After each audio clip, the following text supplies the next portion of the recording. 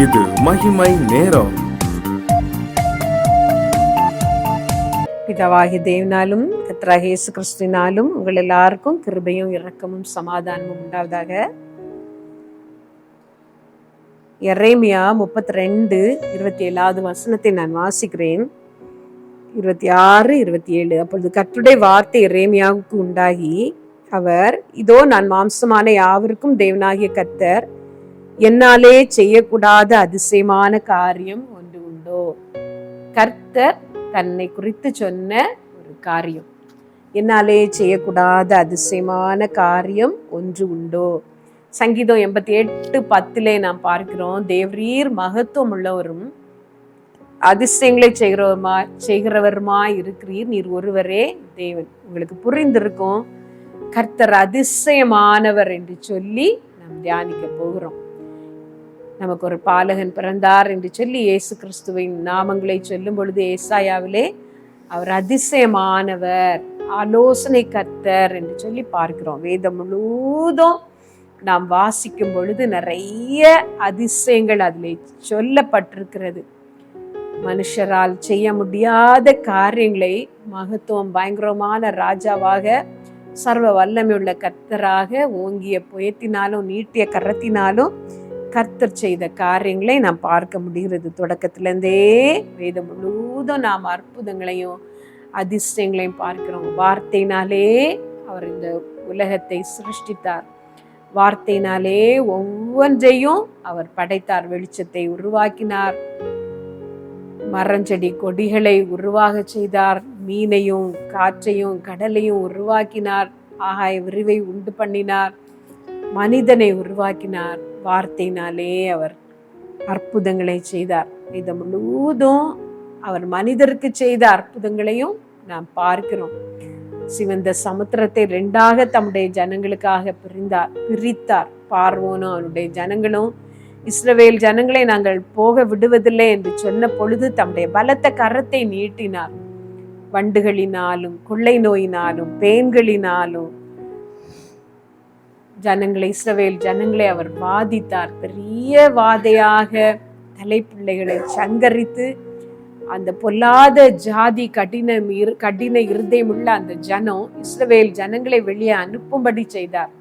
வெளியே வந்த அற்புதமாக வெளியே வந்தது மாத்திரமல்ல, வழியிலெல்லாம் கர்த்தர் அவர்களுக்காக பெரிய அதிசயங்களை செய்து கொண்டே இருந்தார். தண்ணீர் இல்லை என்று சொன்னார்கள், கண்மலையிலிருந்து தண்ணீர் வந்தது. கசப்பா இருக்கிறது என்று சொன்னார்கள், மாறாவின் தண்ணீர் மதுரமாக மாறினது.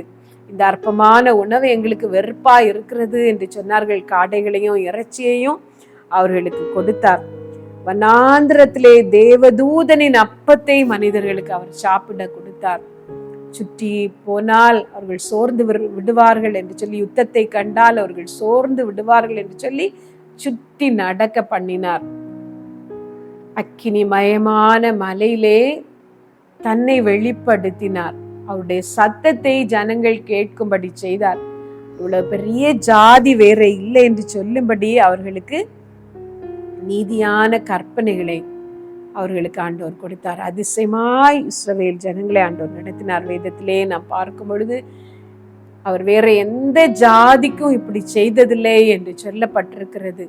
மோவாபியரும் அம்மோன் புத்திரரும் இஸ்ரவேல் ஜனங்களுக்கு விரோதமாக வந்த பொழுது ஒருவர் பட்டயத்தை ஒருவருக்கு விரோதமாக மாறும்படி செய்தார். அதே போல நிறைய அற்புதங்களை அவர் அந்த ஜனங்களுக்கு செய்து இஸ்ரவேல் ஜனங்களை சந்தோஷப்படுத்தினார். வேதம் முழுதும் நாம் அற்புதங்களை பார்க்கிறோம். புதிய ஏற்பாட்டிலேயும் கூட இயேசு கிறிஸ்து அற்புத நாயகனாக தன்னை வெளிப்படுத்தினார். 200 பணத்து அப்பங்களும் இவர்களுக்கு போதாதே என்று சொன்ன பொழுது 5 அப்பத்தையும் 2 மீனையும் கொண்டு 5000 பேரை அவர் போஷித்தார். குஷ்ட ரோகிகளை தொட்டு சுகமாக்கினார். குருடர்களின் கண்களிலே அவர் பூசி சுகம் கொடுத்தார். அவர் சொல்ல அந்த காரியங்கள் நிறைவேறினது. திமிர்வாதக்காரனை பார்த்து நீ எழுந்து நடந்து போ என்று சொன்னார், அவன் நடந்தான். வேதம் முழுவதும் நாம் அதிசயங்களை பார்க்கிறோம். கர்த்தர் அதிசயங்களின் தேவன், அதிசயமானவர். நம்ம எல்லாருக்கும் கூட ஆண்டவர் நம்முடைய வாழ்க்கையிலேயும் அதிசயங்களை செய்தால் நன்றாயிருக்குமே என்று தோன்றுவதுண்டு. ஆண்டவரே செய்தால் அன்றி அந்த காரியத்திலே ஒரு விடிவு இல்லை, ஒரு விமோசனம் இல்லை, ஒரு ரட்சிப்பு இல்லை என்று சொல்லி நாம் நினைக்கிற காரியங்களும் உண்டு. கர்த்தர் எல்லாருக்கும் அற்புதம் செய்ய வேண்டும் என்று நினைக்கிறோம். கர்த்தர் எல்லாருக்கும் அற்புதம் செய்கிறாரா என்று பார்த்தால் வேதத்திலே ஒரு வசனத்தை நான் உங்களுக்கு வாசிக்கிறேன். இது இயேசு கிறிஸ்து சொன்ன வார்த்தை.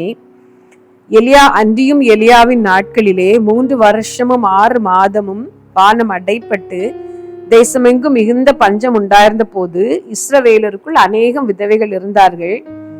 ஆயினும் எலியா சீதோ நாட்டில் உள்ள சரப்தா ஊரில் இருந்த ஒரு விதவின் இடத்திற்கு அனுப்பப்பட்டானே அல்லாமல் மற்றொருத்தின் இடத்திற்கும் அனுப்பப்படவில்லை. அதே போல சீரியா தேசத்தான் ஆகிய நாகமானே அல்லாமல் வேறொருவனும் சுத்தமாக்கப்படவில்லை. கர்த்தர் அதிசயங்களின் தேவன், அற்புதமானவர். நமக்கும் அவர் அற்புதங்களை செய்ய விரும்புகிறவர். ஆனால் ஏதோ ஒன்று நம்மிடத்திலே தேவைப்படுகிறது. கர்த்தர் ஆபிரகாமை கூப்பிட்டு சொன்னார். 75 வயதிலே கூப்பிட்டு சொன்னார், உன்னை பெரிய ஜாதி ஆக்குவேன், உன் சந்ததிக்குள் ராஜாக்கள் எழும்புவார்கள், உன் சந்ததியில் ஆசீர்வதிக்கப்படும் என்று சொல்லி ஆபிரகாமுக்கு ஆண்டவர் சொன்னார். ஆனால் அந்த வாக்கு தத்தத்தை சுதந்திரிக்க, அந்த அதிசயத்தை பெற்றுக்கொள்ள 100 வயதாகும் வரைக்கும் ஆபிரகாம் காத்திருக்க வேண்டியது இருந்தது. இடையிலே செய்யும்படி ஆண்டவர் சொன்ன காரியங்கள் இருந்தது. நீ எனக்கு முன்பாக நடந்து கொண்டு உத்தமனாயிரு என்று சொன்னார். ஒரு தடவை ஆபிரகாமின் விசுவாசம் எல்லாம் சோர்ந்து போன பொழுது வானத்து நட்சத்திரங்களை காட்டி சொன்னார், இவ்வளவாக உன்னுடைய சந்ததி இருக்கும் என்று சொல்லி. ஆபிரகாம் சொன்னார், எலியேசர் உமக்கு முன்பாக பிழைப்பானாக என்று. இல்லை, உன் கர்ப்ப பிறப்பா இருப்பவனே உனக்கு சுதந்திரவாளி ஆவான் என்று கர்த்தர் வாக்கு கொடுத்தார். வாக்கு கொடுத்தது மாத்திரமல்ல, சாராயை நீ சாராள் என்று கூப்பிடு என்று சொன்னார். அந்த விசுவாச அறிக்கையை கர்த்தர் ஆபிரகாமிடத்திலே எதிர்பார்த்தார். ஆபிரகாமையும் ஆபிரகாம் என்று பெயர் மாற்றினார். நீங்கள் இப்படி மாறி மாறி கூப்பிடும் பொழுது உங்களுக்குள்ளாலே விசுவாசம் பெருகும், விசுவாச சந்ததியை நீங்கள் பெற்றெடுப்பீர்கள் என்று வழியை சொல்லி கொடுத்தார். கர்த்தருடைய வார்த்தைகளுக்கு இணங்கி அவர் செய்ய சொன்னதெல்லாம் செய்த பொழுது கர்த்தர் ஆசீர்வாதமான ஒரு சந்ததியை ஆபிரகாமுக்கு கொடுத்தார். கர்த்தர் அதிசயமானவர், ஆலோசனையில் ஆச்சரியமானவர், செயலில் மகத்துவமானவர், ஆராய்ந்து முடியாத பெரிய காரியங்களை, எண்ணி முடியாத அதிசயங்களை செய்கிறவர். கர்த்தர் உங்களுக்கும் அற்புதங்களை செய்ய விரும்புகிறவர். அவர் உங்களுக்கு சொல்லியும் செய்யாதிருப்பதில்லை, வசனித்தும் நிறைவேற்றாதிருப்பதில்லை. அவர் ஏற்ற நேரத்திலே உங்களுக்கு அதிசயங்களை செய்வார். என் வேலை இன்னும் வரவில்லை என்று காத்திருந்த அந்த கானாவூர் கல்யாண வீட்டிலே பிந்தின பொழுது நல்ல ரசத்தை இதுவரைக்கும் வைத்திருந்தீரே என்று சொல்லி நன்மையானதை அவர் கடைசியிலே வைத்து கொடுத்தார். அதே போல கால தாமதமாகுகிற உங்கள் ஆசீர்வாதங்கள் நல்ல ரசமாக இவ்வளவு மேன்மையானது வைக்கப்பட்டிருந்ததே என்று நீங்கள் நினைக்கும்படி கர்த்தர் உங்களுக்கு அதிசயங்களை செய்வார். சர்வ வல்லமையுள்ள எங்கள் நல்ல தகப்பனே, இந்த ஜெபத்திலே இணைந்திருக்கிற ஒவ்வொருத்தருக்காகவும் நான் ஜெபிக்கிறேன். இந்த ஜெபத்திலே இணைந்திருக்கிற நாங்கள் எல்லாரும் சேர்ந்து ஜெபிக்கிறோம். ஆண்டவரே, நீர் அதிசயங்களின் தேவன், ஆலோசனையில் ஆச்சரியமானவர், செயலில் மகத்துவமானவர். கர்த்தாவே, நெடுங்காலமாய் காத்திருக்குதல் இருதயத்தை இழைக்க பண்ணும், விரும்பினது வரும்போதோ ஜீவ விருட்சம் போல் இருக்கும் என்று சொல்லி இருக்கிறதே. உங்களுடைய பிள்ளைகளுக்கு அதிசயங்களை செய்யப்பா. ஒருவராவது சோர்ந்து போகாதபடி உங்களுடைய பிள்ளைகளை பலப்படுத்தும் ஆண்டவரே. ஏற்ற நாடிலே ஏற்ற அற்புதங்களை செய்து உங்களுடைய பிள்ளைகளை மகிமைப்படுத்தும். இருக்கிற தடைகள் எல்லாம் நீங்கட்டும். உங்களுடைய அதிசயமான வல்லமையை உங்களுடைய பிள்ளைகளின் வாழ்க்கையிலே விளங்க பண்ணும். உங்களுடைய வல்லமை இறங்குவதற்காய் ஸ்தோத்திரம். ஒவ்வொருவரையும் விடுதலை ஆக்கும் ஆண்டவரே. உங்களுடைய நாம மகிமைப்படட்டும். சகல துதியும் கனம் மகிமையும் உமக்கு நாங்க செலுத்துறோம். இயேசுவின் நாமத்துல கேட்கிறோம் பிதாவே, ஆமென்.